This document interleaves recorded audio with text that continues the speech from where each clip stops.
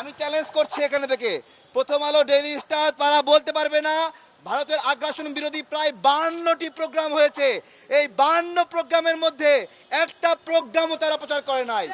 অথচ 2জন মানুষ রাজুতে দাঁড়ায় থাকলে তাদের খবর প্রচার করেছে, কিন্তু ভারতের আগ্রাসনের বিরুদ্ধে কোনো খবর তারা প্রচার করেনি।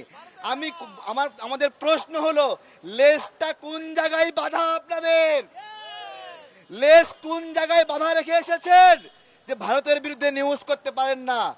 আজকে প্রথম আলো এবং ডেইলি স্টারের বিরুদ্ধে আমাদের এখানে দাঁড়ানো, তারা যেন তওবা করে। আমরা যদি সমস্যাগুলো ধরতে না পারি ভাই, তাহলে হবে না। আজকে আমাদের আসিফ নজরুল স্যারকেও প্রশ্ন করতে ইচ্ছা করছে যে আপনি বাংলাদেশের পক্ষে নাকি ভারতের পক্ষে। এবং আমরা জানি এই সরকারের দ্বিতীয় ইউনূস হলো কে? আসিফ নজরুল স্যার। যে আসিফ নজরুল স্যার হলো দ্বিতীয় ইউনূস সাজার চেষ্টা করছে।